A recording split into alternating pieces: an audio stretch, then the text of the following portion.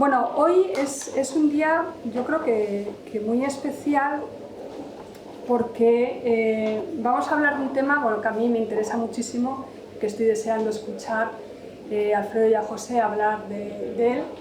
Y claro, la presentación la hemos anunciado como una conversación sobre objetos y qué nos cuentan los objetos, ¿no? Y a mí me parece un tema muy bonito porque en realidad muchas veces lo que nos define a veces son los objetos que nos acompañan, ¿no? Como seres humanos.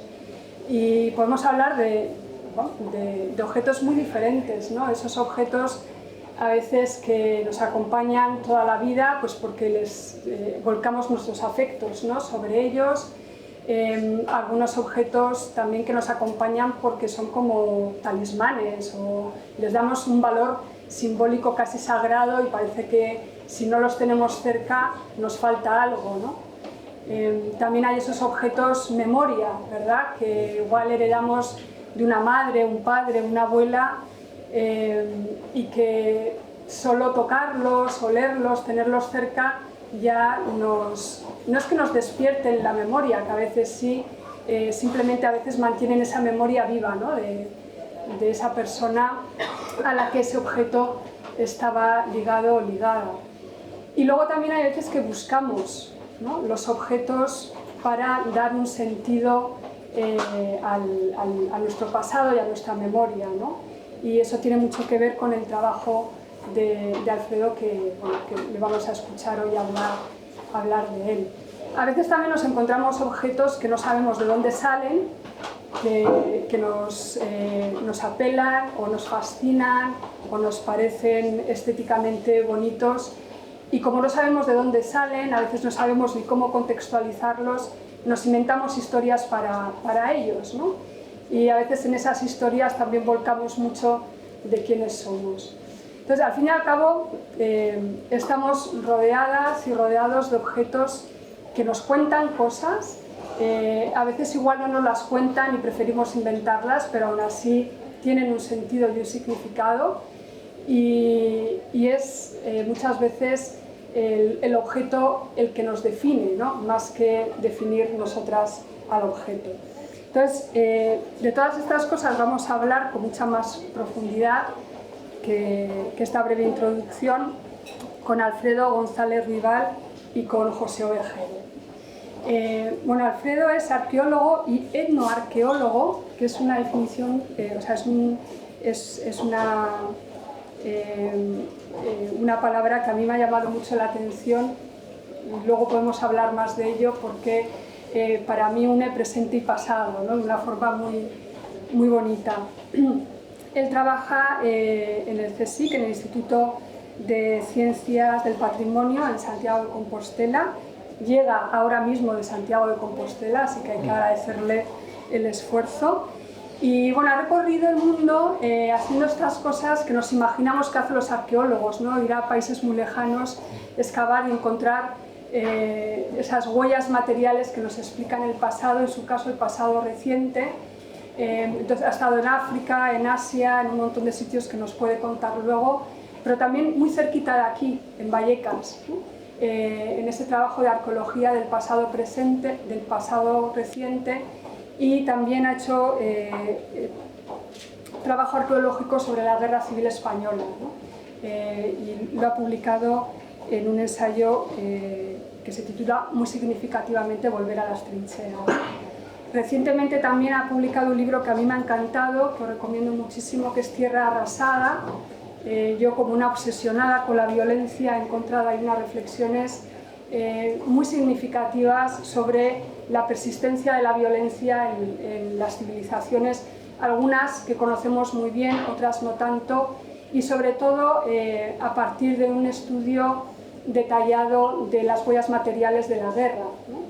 Él también tiene un perfil en Twitter. Una de las pocas cosas que echo de menos en Twitter desde que lo dejé es mirar su perfil, que es Guerra en la Uni, ¿verdad? En la que hace un trabajo divulgativo maravilloso sobre lo que significa ser un arqueólogo de la historia, o sea, del pasado reciente, y muy concretamente también el trabajo que ha estado haciendo, como digo, en territorios cercanos y lejanos, ¿no? José Ovejero, algunas y algunos le conocéis bien, es un escritor con un trabajo ya que sería muy largo resumir aquí, pero como sabéis él ha publicado cuento, ensayo, novela, poesía, y hay toda una línea en su obra que tiene muchísimo que ver con la narración y la representación de la historia, la memoria individual y eso que llamamos memoria colectiva, ¿no? Que podemos también hablar de memoria cultural. Y dentro de esa línea, en sus publicaciones, hay varias novelas que destacan por su preocupación con estos temas, que yo creo que es lo que lo relaciona con el trabajo de Alfredo, que es La comida salvaje, que es una novela sobre la guerra civil, Las vidas ajenas, que vamos a hablar hoy de esta novela, que tiene que ver sobre todo con la historia colonial y bueno, su persistencia, la persistencia de esa violencia en el presente europeo y sobre todo belga.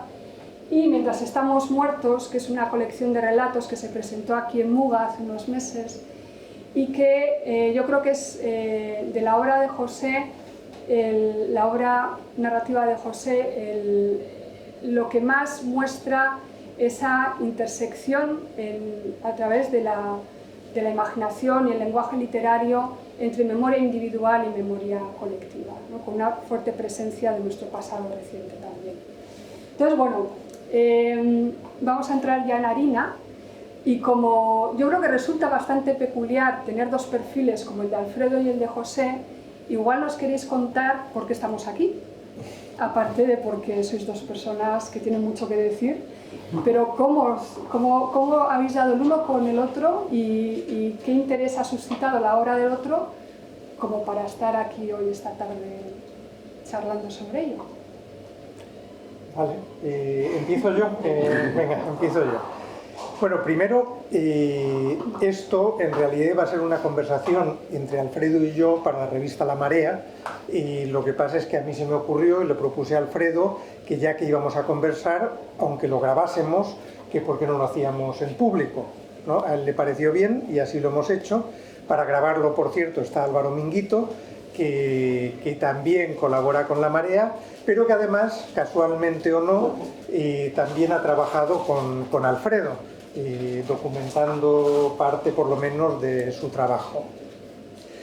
Yo seguía el mismo perfil de Alfredo en Twitter, Guerra en la Uni, me fascinaba, y de pronto un día me encontré con un tuit suyo que hablaba de un relato que yo había escrito en Mientras estamos muertos, unas botas de 350 pavos. Y hablaba con interés porque un escritor hiciese un trabajo que en el fondo no estaba tan lejos de lo que hacía él, con técnicas, con disciplinas muy distintas, pero a partir de ahí yo me puse a pensar, claro, que nuestra obra conversaba y que sería bueno ponernos de verdad él y yo a conversar sobre esos temas. Pero además nos une otra cosa, y es que él ha hecho estas excavaciones en Vallecas a 8 minutos a pie del sitio en el que yo nací, y la casa de mis padres no era tan distinta de lo que tú estás excavando, y cuando se fueron a vivir allí no había agua corriente, por supuesto no estaba asfaltada, y yo vengo de una de esas casas que él podría haber investigado y excavado, y no solo eso, sino que mi padre podría haber construido las chabolas que él está excavando, porque mi padre se dedicó un tiempo con dos primos suyos a hacer eso que se hacía en aquella época en barrios como este, construir una casa en una noche y ponerle un tejado, y así ya no la podían derribar. Y una cama tenía que haber. Y una cama, dice mi madre que también había que meter una cama para que fuese una vivienda, ¿no? Entonces, claro, no lo sé y no podré saberlo jamás si mi padre construyó una de esas chabolas, pero precisamente en los años que tú me estabas diciendo, 55 a 58, él estaba aquí trabajando en eso. Entonces, bueno, hay un montón de conexiones que me hacían pensar que podíamos ponernos a conversar. Pues en mi caso, a mí siempre me ha interesado mucho cómo hacemos los arqueólogos para contar el pasado.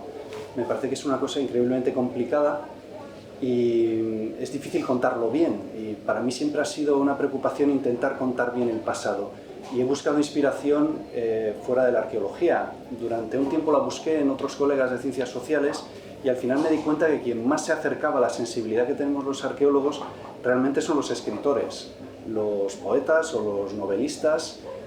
Yo siempre he leído mucha literatura porque, bueno, mi padre era profesor de literatura en un instituto, mi madre también era profesora de latín, entonces la literatura siempre ha sido una parte importante de mi vida, aunque no me haya dedicado a estudiarla, ¿no? Curiosamente me he dedicado a estudiar un mundo sin palabras, que es el que recupera la arqueología. Pero como digo, siempre me ha interesado mucho el mundo de la literatura y cómo a través de la literatura se pueden contar también los objetos. Bueno, siempre estoy buscando escritores en los cuales puedo encontrar esa sensibilidad arqueológica, ¿no? Esa sensibilidad hacia los objetos, hacia lo material, hacia la memoria material. Alguien me recomendó las obras de José Ovejero justo cuando yo estaba escribiendo un artículo sobre la poética de la arqueología.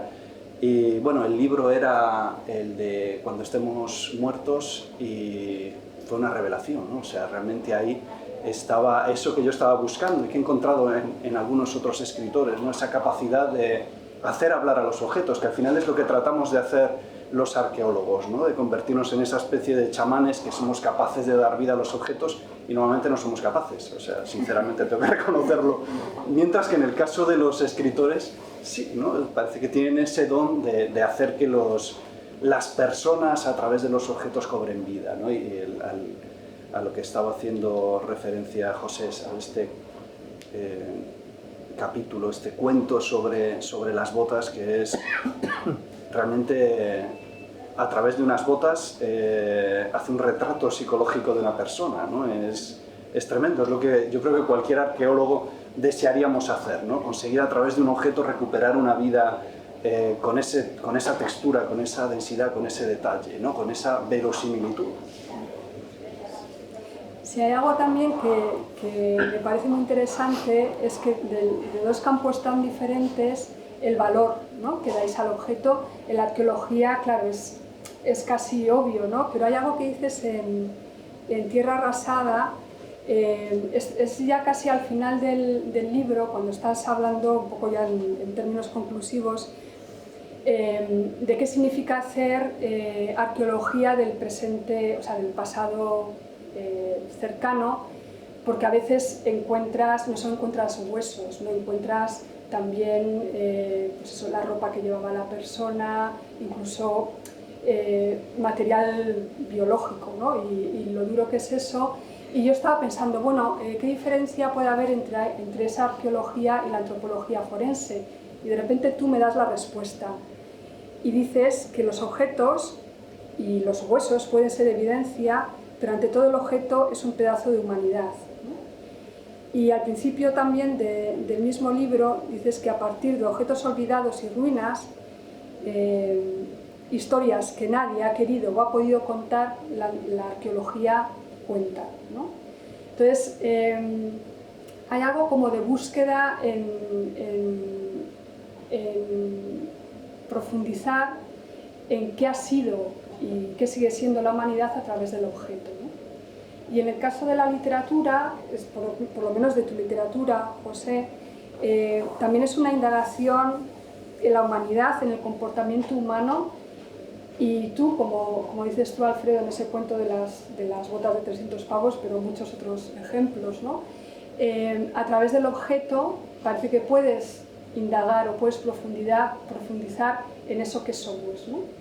Pero al mismo tiempo las disciplinas son muy diferentes, ¿no?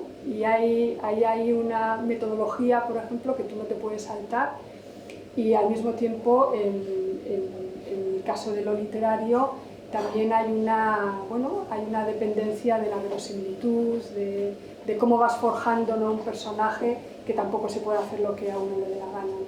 Entonces, lo que me interesa a mí es eso, ¿no?, el valor o bueno, la centralidad del objeto en la construcción de toda una narrativa, ¿no?, que creáis a través de ellos. ¿Yo? Vale.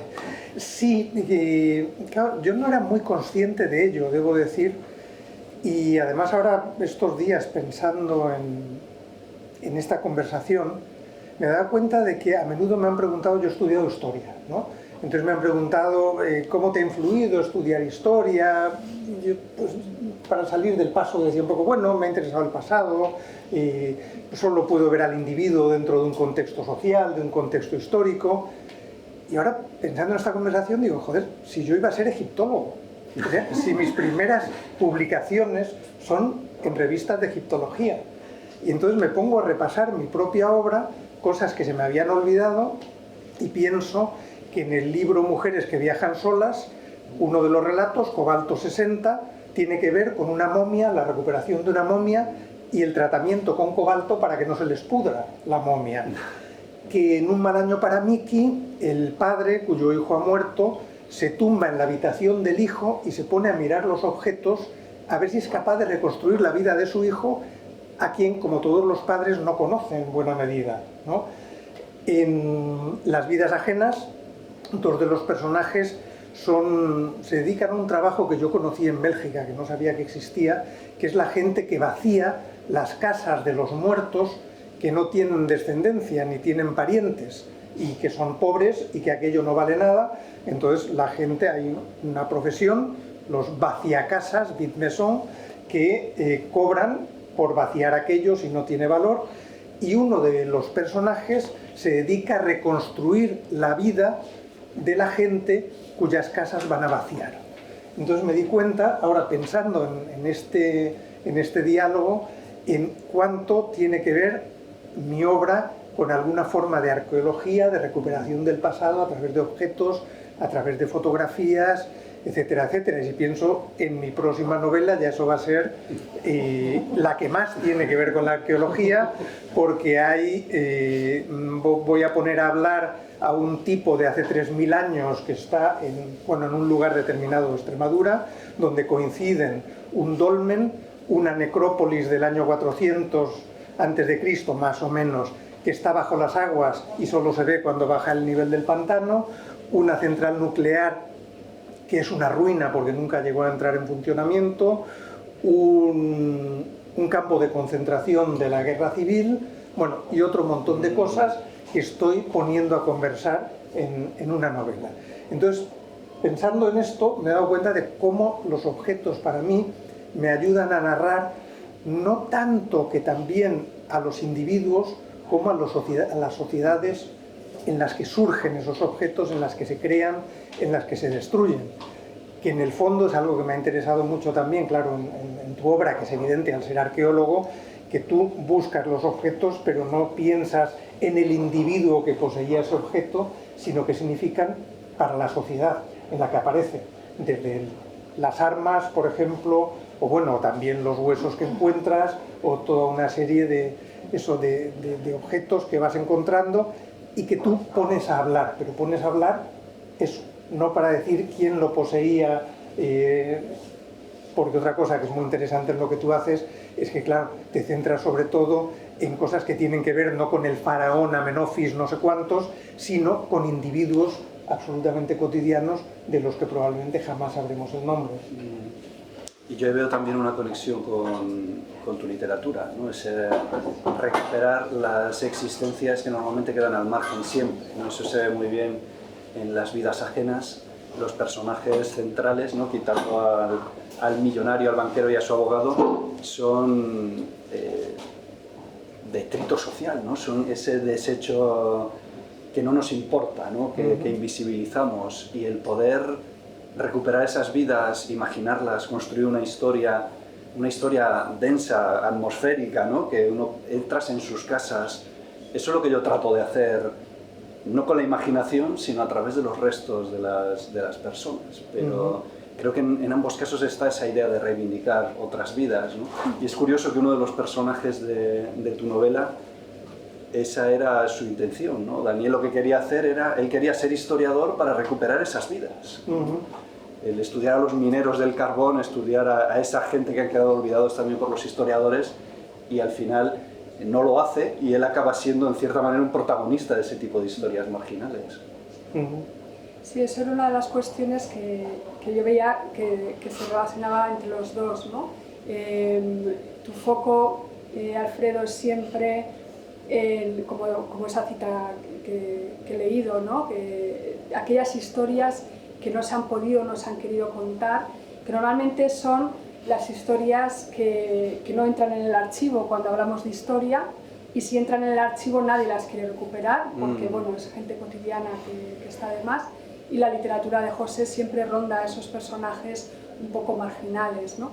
Y cuando estabais hablando de esto, yo tengo aquí una cita de Las vidas ajenas, tengo dos, pero voy a leer esta, que tiene mucho que ver con lo que estáis diciendo, ¿no? Y a ver a partir de aquí qué queréis comentar. En la calle giraban remolinos de viento que arrastraban de un lado a otro la basura generada en el mercadillo de la plaza de Judabel, algo así. Sí, más o menos. Jeroboam, sí. Joder, vale, Jeroboam. Residuos de los residuos que allí se vendían. Los días de diario, cuando casi ningún turista recorría la plaza en busca de antigüedades o gangas, se ponían a la venta las mercancías más míseras, precisamente los objetos que Daniel y otros como él sacaban de las casas de los muertos. El orinal desconchado, las gafas con la patilla rota y pegada con cinta aislante, la dentadura postiza, herramientas oxidadas, material arqueológico arrancado de sus estratos que fuera de contexto narraba no la historia de los individuos, sino la de una clase social.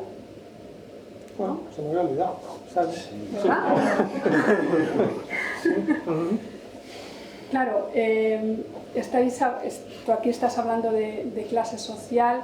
Yo creo que en Tierra Arrasada, aunque no lo haces explícitamente, bueno, aunque a veces sí, ¿no? También estás hablando de una clase, ¿no? Cuando hablas de quién al final guerrea, quién pone el cuerpo, quiénes son las víctimas, ¿no? Hay una también concepción de lo colectivo, ¿no? A través de esos objetos cotidianos. Ahí hay 2 o 3 páginas estupendas. Sí, tengo ¿no? otra cita. Sí. Que además estaba pensando más en ti que en él cuando Sí. estaba escribiendo. Sí, yo las tengo subrayadas, esas páginas enteras, sí. Yo creo que en el caso de la arqueología es que es inevitable que lo que nos encontramos es a esa gente, ¿no? O sea, no tenemos que hacer un esfuerzo de decir voy a contar la vida de los olvidados, es que nos la encontramos continuamente, ¿no? O sea, realmente tienes que hacer un esfuerzo para no contarla, y durante mucho tiempo, todavía ahora, hay arqueólogos que han conseguido hacer ese esfuerzo de esquivar a toda la inmensa mayoría de la humanidad y fijarse en esos casos únicos, ¿no? Y muchas veces lo que sale en las noticias, en la prensa, en la televisión, pues es la tumba del funcionario egipcio, ¿no? El descubrimiento espectacular, normalmente de tumbas, ¿no? de reyes o de princesas, pero eso es el 1 por millón de lo que encontramos los arqueólogos, ¿no? La mayor parte del tiempo lo que estamos encontrando son esas vidas aparentemente carentes de interés, ¿no? Aparentemente. Y yo creo que la arqueología, decía antes que no tenemos ese don que tienen que no tenéis los escritores de dar esa vida a los objetos con vuestra palabra, pero nosotros tenemos quizá el don simplemente de señalar, ¿no? De recuperar esos objetos y que los objetos hablen. Entonces yo creo que mi trabajo no es tratar de hablar por los objetos, sino simplemente sacarlos a la luz y decir esto está aquí, ¿no? Y aquí hay un disco de vinilo de música flamenca, y hay unos juguetes rotos, y hay un zapato de tacón de una chica joven, y hay una botella de cerveza Mau, y ya está. Yo creo que para mí eso ya es un acto de revelación, de epifanía, ¿no? Que creo que son suficientemente elocuentes, ¿no? Y muchas veces creo que es mejor simplemente dejarlo así, ¿no? Y no tratar de hacer mala literatura, que es lo que conseguiríamos en la mayor parte de los casos si tratamos de adornar esto que estamos encontrando, ¿no? Creo que muchas veces simplemente los hallazgos en sí, contados de manera un poco más o menos sobria, puede ser suficientemente potente, ¿no? Y es la manera que nosotros podemos tener de causar el impacto que puede causar un escritor a través de su don para la palabra. Sí, lo que pasa es que tú vas mucho más lejos. Quiero decir, si leéis Tierra Arrasada, no os vais a encontrar únicamente con la descripción de lo que va encontrando y dónde y cómo y de qué época, sino que también hay un trabajo de interpretación que es interesantísimo.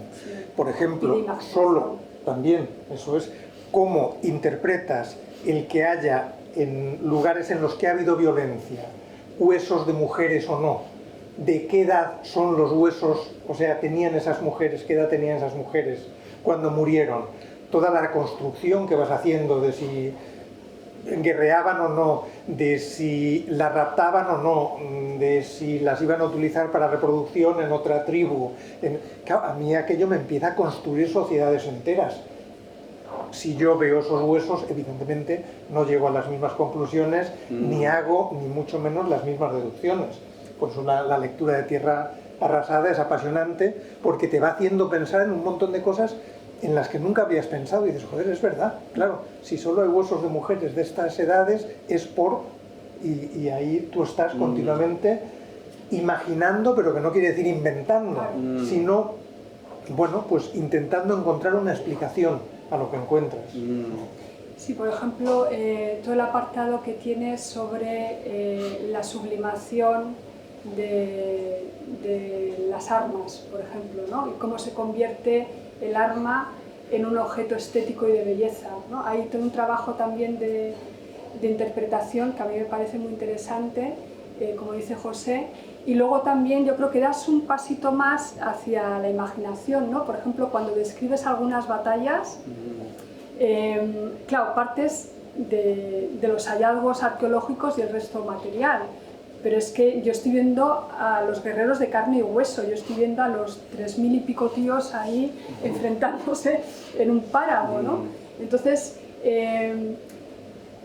aunque entiendo que tú no te veas a ti mismo como una persona que, ¿no? que está creando, ¿no? de forma imaginativa y demás, yo creo que hay mucha imaginación en ese sentido de completar los silencios, ¿no? Entonces, en ese trabajo de escritura yo creo que también hay algo muy interesante. Sí, yo creo que lo que hay es, yo diría que hay imaginación, pero no hay ficción. Sí. No, entonces nos tenemos que quedar justo antes de que empiece la ficción. Hay colegas míos que dicen que no, que tenemos que dar el paso más allá e inventarnos la historia, ¿no? Que no podemos dejarlo, ¿no? Te encuentras una tumba de una niña y dices... No me llega, o sea, no puedo decir, bueno, imagínate el dolor del padre y de la madre de ver esta niña muerta. No es suficiente, tengo que contar la historia de la niña. Yo soy más pudoroso con eso, ¿no? Yo creo que tengo que parar ahí, ¿no? Y puedo deciros, y por eso en el libro insisto mucho lo de imaginaos, porque yo solo puedo animaros a que imaginéis, ¿no? Pero, digamos, mi oficio me impide ir más allá. Mira, hay algo que dices, que lo tengo apuntado, seguro, que es que te quiero citar exactamente, que me gustó mucho por lo disciplinado. Está hablando sobre Grecia y Roma y está hablando de cómo nuestra imaginación colectiva está muy saturada de las imágenes que tenemos de la guerra griega y romana, ¿no? Tanto de los clásicos griegos como romanos, ¿no? Y dices, los restos arqueológicos transmiten una historia cruda sin los adornos de la literatura y el arte. Y me parece una muy buena forma de acercarnos otra vez o de bajarnos de esa imaginación hasta cierto punto contaminada, ¿no? Por esas historias épicas de la guerra y decir, no, la materia, ¿no? El objeto nos está hablando de otra cosa, nos está hablando de la crueldad, de la violencia, del terror, ¿no? O sea, en ese sentido me parece una diferencia muy rica, ¿no? Entre lo que es la disciplina y la autodisciplina que te impones como arqueólogo y luego el relato artístico o literario que podemos tener de los mismos periodos, ¿no? históricos. A mí me gustaría citar a José también, y tengo aquí el libro y quiero...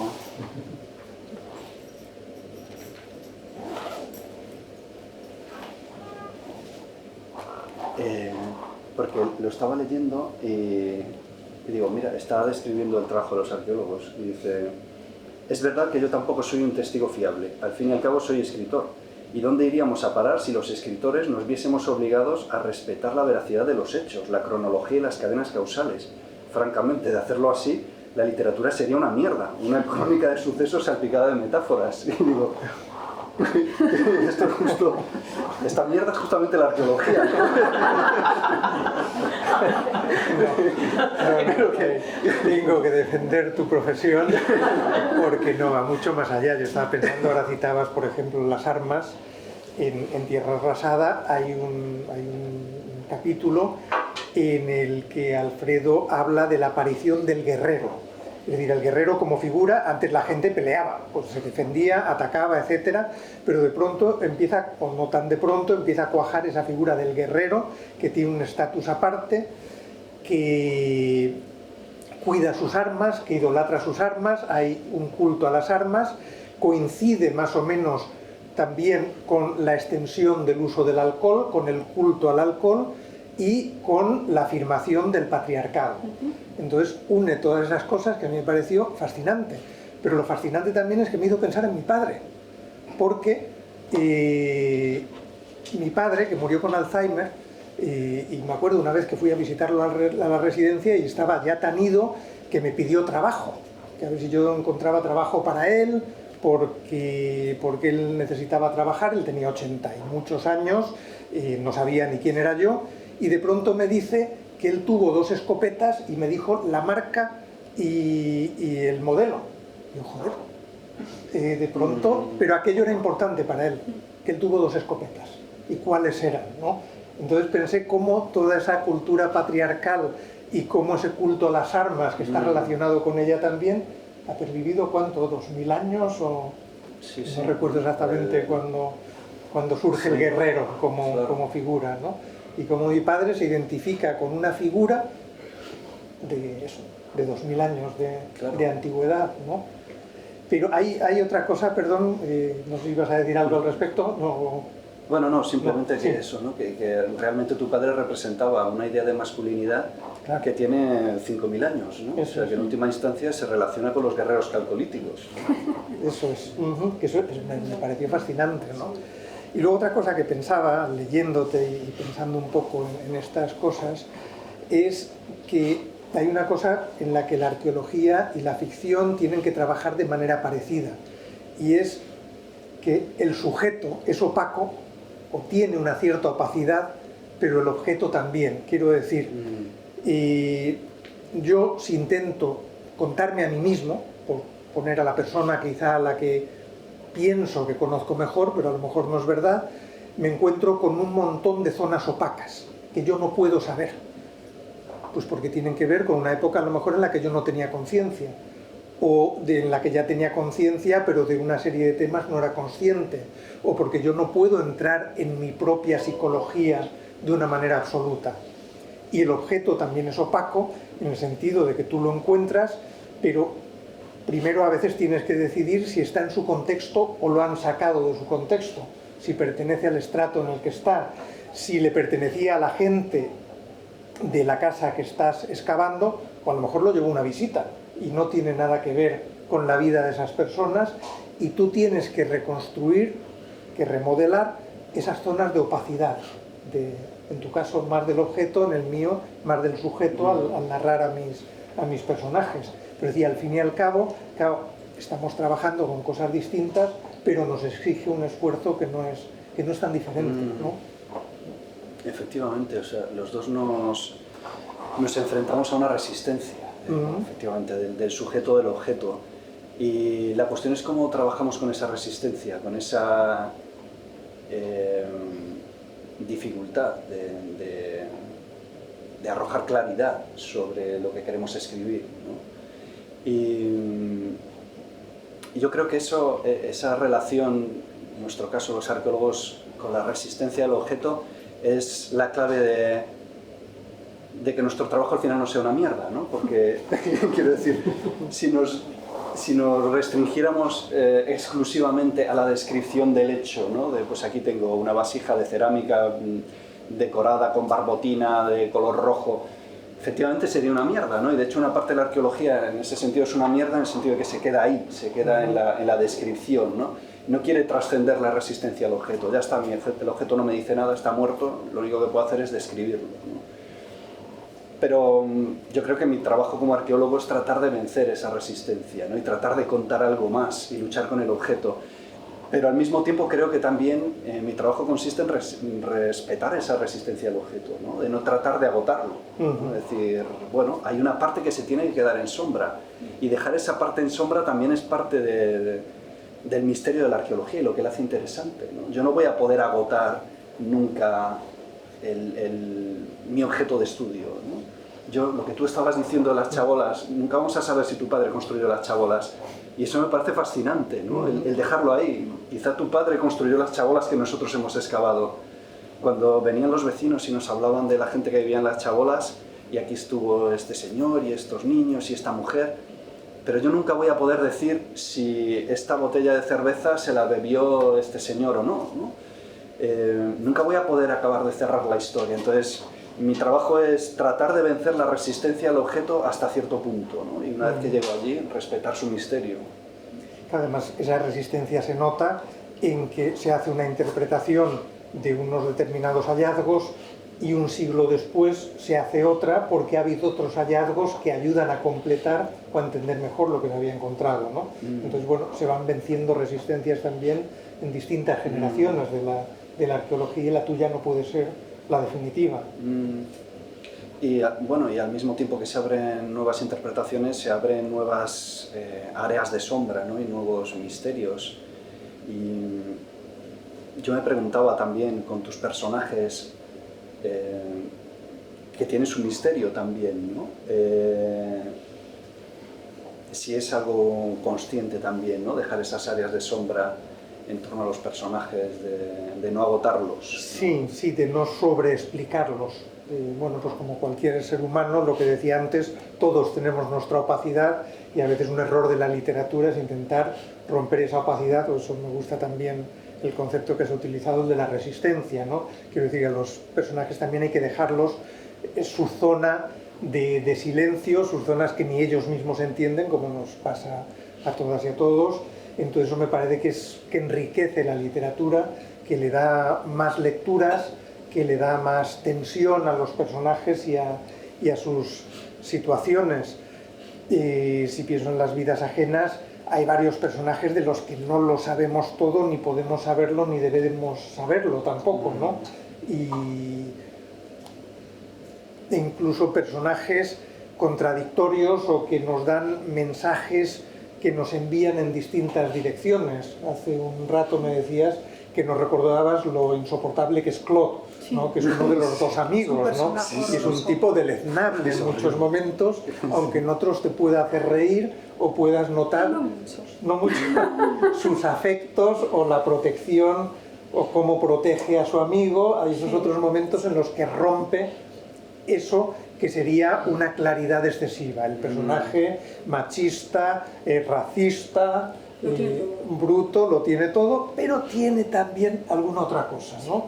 Entonces, eso, mantiene ese pequeño misterio de lo Yo creo que hablas. supongo que también es la diferencia entre la gran literatura y la que lo es menos, ¿no? Ese quedarte con ganas de más, de querer explorar más esos personajes, de quedarte con ellos, ¿no? Y te quedas con ellos precisamente porque no los has agotado, ¿no? Rashid, por ejemplo, ese que sale así, un personaje secundario, pero absolutamente fascinante, y que te quedas con ganas de llegar a conocerlo mejor, ¿no? Como cuando encuentras a alguien en una reunión, no sé, yo en mi trabajo, en una conferencia, conoces a alguien, a un colega, y no lo vuelves a ver nunca más. Y te quedas con ganas de decir, joder, me hubiera gustado saber más de este colega, que me contara más de su vida, pero también por eso es más interesante y lo hace más atractivo, ¿no? Y a mí me pasa eso también con las excavaciones muchas veces, ¿no? Yo estuve excavando durante varios años en Guinea Ecuatorial, y durante 3 años nuestro objetivo era excavar una gran necrópolis de la Edad del Hierro, y al mismo tiempo estábamos buscando las huellas de la presencia colonial ahí a partir de finales del siglo XVI. Y durante 3 años yo estuve buscando un fuerte holandés que sabíamos que estaba ahí, y no lo conseguí encontrar, ¿no? Y para mí es al mismo tiempo una historia de insatisfacción de no haber conseguido encontrar el puñetero fuerte holandés, y al mismo tiempo esa historia de la búsqueda la recuerdo con muchísima nostalgia, ¿no? Encontrar los ladrillos, encontrar el ladrillo que fundieron los claretianos para hacer morteros para la misión, encontrar un señor que decía que se acordaba del fuerte, y no llegar a encontrarlo, ¿no? El dejar ese objeto con ese aura de misterio, bueno, es un fracaso y no deja de ser un triunfo también, ¿no? Es también una historia de ese objeto. Has mencionado un par de veces ya gente que te cuenta, ¿no? Aquí en Vallecas, que te venían vecinos y te decían, o sea, te daban información, te preguntaban. Y a mí algo que me interesa mucho de este concepto de etnoarqueólogo es esa relación entre la memoria viva y el trabajo arqueológico, ¿no? Y como es un tema también, el de la memoria, que a José le ocupa mucho, pues sí me interesaba ver cómo lo podemos relacionar, ¿no? En Tierra Arrasada, claro, haces un recorrido hasta casi el presente, ¿no? O sea, te quedas, lo que para mí es historia muy reciente, que puede ser la Segunda Guerra Mundial, en el que todavía hay gente que puede dar su testimonio, puede contrastar lo que tú encuentras con lo que ellos dicen. Entonces me gustaría que nos contaras un poquito más de esa relación, y luego, hablando de estas páginas de las vidas ajenas que has subrayado, ¿no? Porque te parecían interesantes, hay algo que, o sea, hay una cita que quiero leer que me hace relacionar el trabajo literario de José con este trabajo más de la arqueología del pasado reciente. Y esto es refiriéndose a Daniel, dice: ante él se abre, incólume, el expresivo álbum formado por los objetos que han sobrevivido al difunto. Inspeccionar dichos objetos es un trabajo de arqueología del individuo, un recorrido por su historia, sus pecados, sus aficiones, sus pasiones y sus angustias. Ningún objeto está mudo, aunque el lenguaje de algunos sea difícilmente inteligible y haya que pegar a ellos el oído, escuchar sus murmullos para intuir, si no ha significado, por lo menos el tono en el que nos hablan.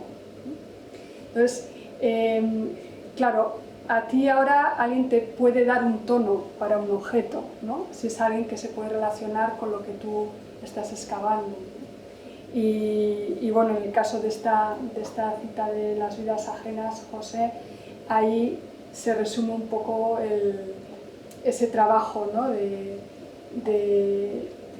indagación de una vida desconocida a través de sus objetos. Entonces, hay también un juego entre el silencio y lo que se dice, o lo que alguien te puede contar sobre una vida, ¿no? Que tú exhumas de alguna manera a través del objeto, y también la relación entre el objeto y toda la ausencia que crea alrededor de él cuando no hay nadie que cuente nada, ¿no? Sobre ello, y qué papel ahí tiene la literatura para completar esas narrativas de objetos a los que dejar hablar o dar voz, ¿no?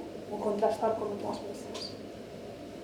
Sí, bueno, yo siempre que puedo busco las voces también.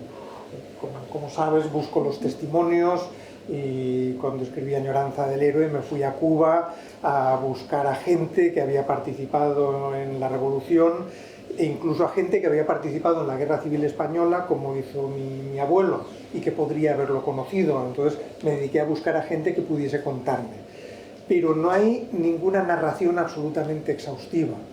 Entonces, al final, como escritor, por lo menos, tienes que completar tú.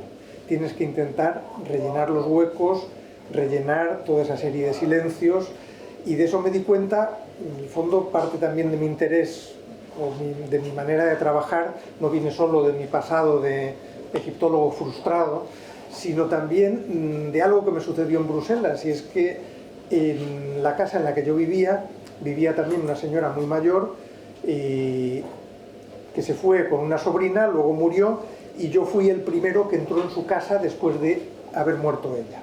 Y entonces empecé a leer lo que allí veía. Quiero decir, que no había libros, por ejemplo, eso te dice algo, porque las ausencias dicen también un montón de cosas, ¿no?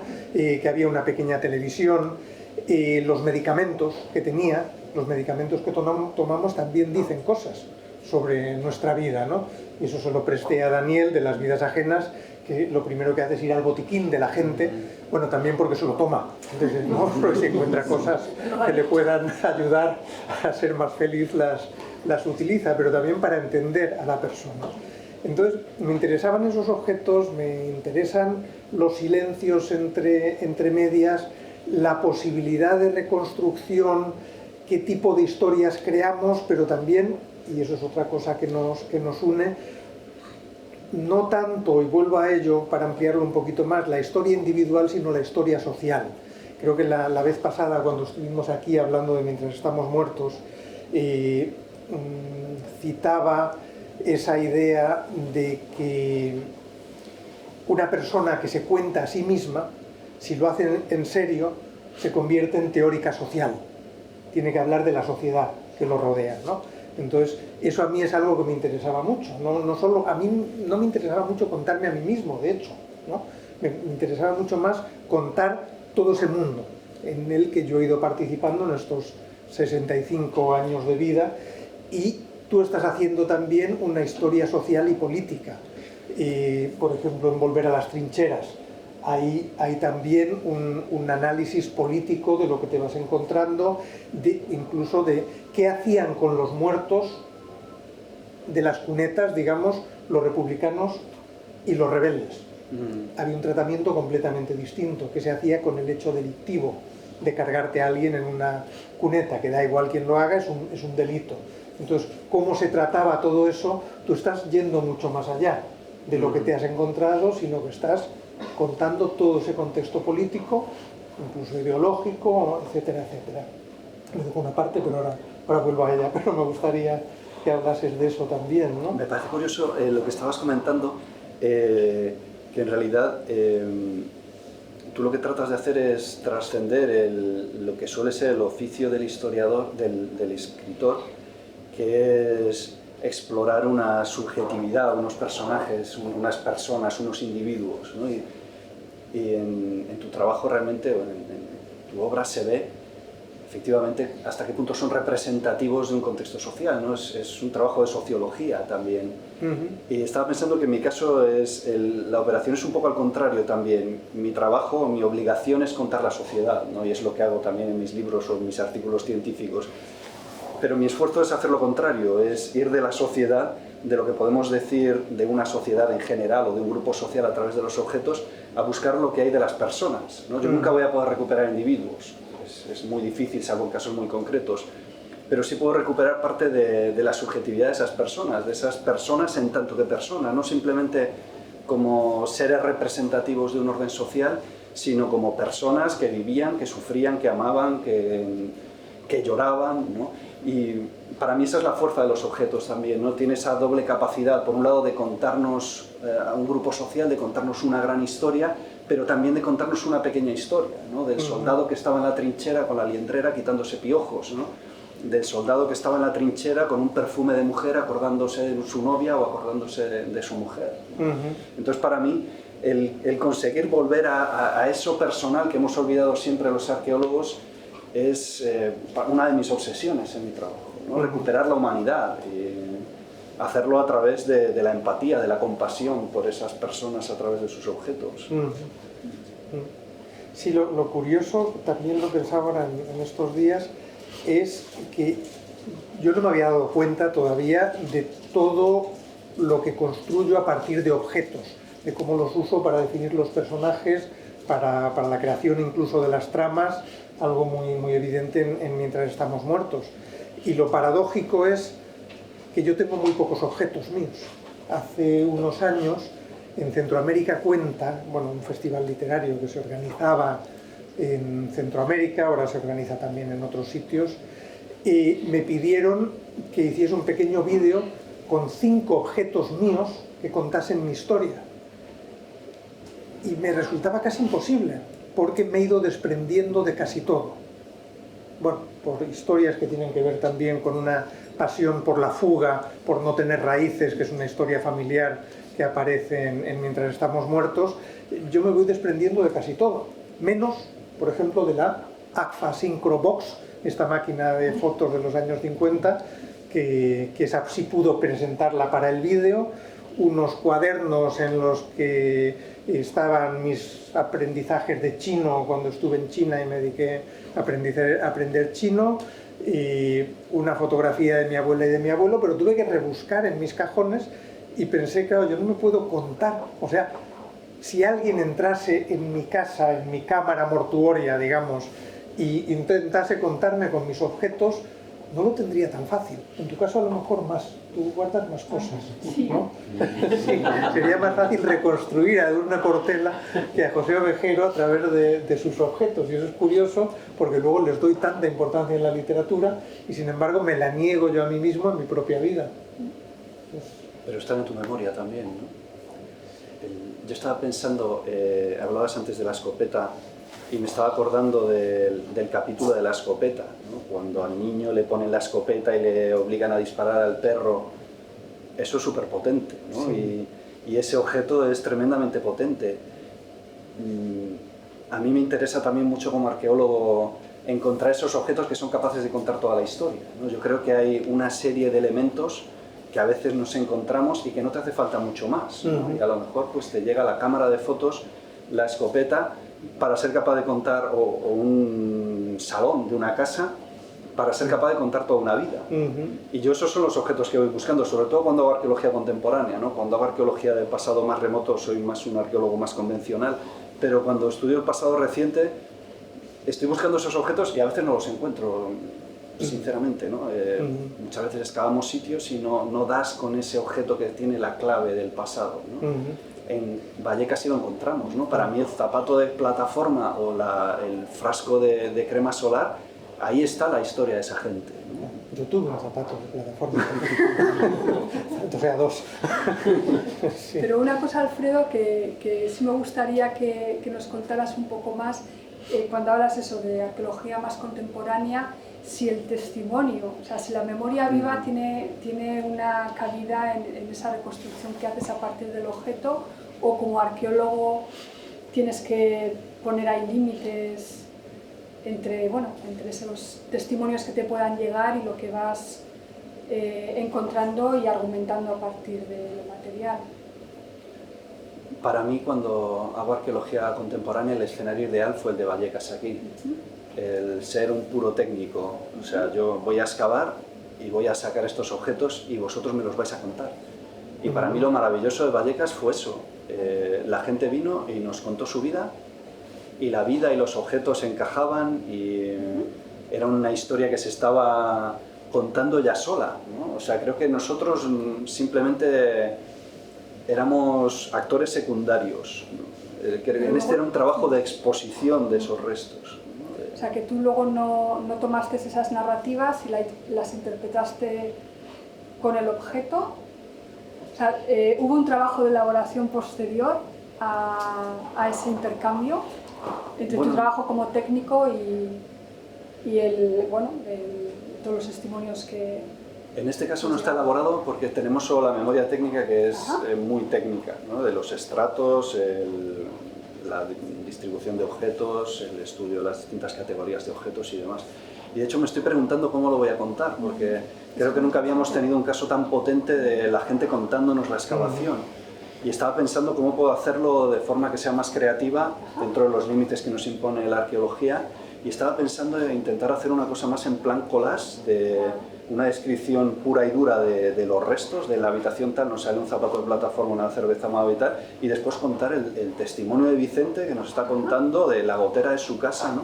Tratar de hacer una cosa así a dos voces, y que firmen el artículo los señores también, ¿no? Sí. Eso también es... ¿no? O sea, porque realmente yo no me siento autor de esa excavación, ¿no? Creo que ha sido un trabajo colectivo. Y por otro lado, muchas veces el lenguaje de los objetos y el lenguaje de la gente no coincide, ¿no? Es decir, se entrelazan sin llegar a suplantarse, ¿no? Porque creo que cuentan historias distintas, historias que son la misma contadas de distinta manera, no sé cómo decirlo. Y después hay cosas que son subconscientes, ¿no? O sea, nadie nos vino a hablar de que iban a la playa y se echaban crema solar porque querían, o bronceadora porque querían ponerse morenos, ¿no? Eso quizás sea una historia que ha quedado en el subconsciente, ¿no? Que no son capaces de verbalizar y que sin embargo están los objetos, y hay otras que sí. Me parece un proyecto súper bonito. Sí. Que es en la plaza, plaza del fotógrafo Sí. Franca Prado, ¿no? Y Robert K. Mezclados, sí. Sí. Hay una cosa en el libro de Las vidas ajenas que me gustó mucho, cuentas una pared de una casa demolida y el negativo que se ve de la pared, ¿no? Y cómo a partir de ahí poder reconstruir las vidas de esas personas. Y me recordó dos cosas. Primero, que eso es algo que yo hago continuamente por defecto profesional, ¿no? Cada vez que paso por un solar voy viendo las paredes y voy interpretando de mira cómo cambiaron el papel de la pared, se nota que aquí en un determinado momento se quisieron modernizar, ¿no? Y en el fondo es lo que hacemos arqueológicamente nosotros también. Cuando excavamos, leemos la vida de la gente en sus casas abandonadas. Que después me llamó la atención porque hay un texto de Rilke que es exactamente eso. Está hablando de las casas destruidas, demolidas en París y de cómo esas casas nos están hablando de la gente humilde y cómo él le hace recordar pues, su experiencia en Viena, ¿no? de pequeño, en un barrio humilde, pues el hollín en las paredes y todo eso, ¿no? Y estaba pensando cómo la literatura y la arqueología muchas veces han tenido caminos paralelos sin saberlo, ¿no? Sin saberlo, sí. Sí. Estamos viviendo un momento histórico. Sí, luego también, claro, eso que también nos une ese interés por... yo no conocía este concepto del... ¿cómo es? El pasado no ausente, creo que citas en Volver a las trincheras, ¿no? Ese pasado que es pasado, pero que no lo es del todo porque sigue actuando, bien porque hay testigos, bien porque aquello que sucedió tiene sus repercusiones sobre nuestro presente, ¿no?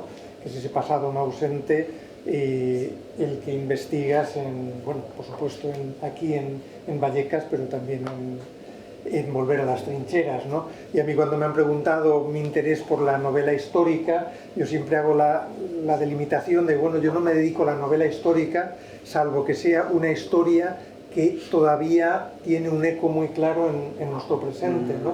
Entonces eso es algo que hago bueno, yo creo que en todos los libros que tengan que ver con el pasado, todos, incluso las vidas ajenas, que se remonta a la colonización del Congo, si me interesa es porque todavía lo ves en Bruselas, porque todavía un montón de vidas dependen de lo que sucedió en ese momento.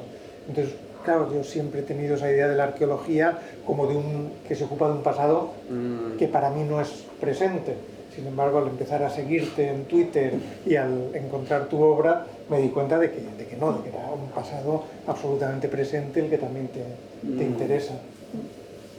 Hay una cosa que bueno, se ven en los dos libros tuyos que he leído. Mientras estamos muertos hay un enfrentarse a tu propio pasado, ¿no? Mientras que en las vidas ajenas es un enfrentarse al pasado de Europa, ¿no? Supongo que eso es ese doble juego, ¿no? De explorarse uno mismo y explorar la sociedad en la que vive es habitual en la literatura, ¿no?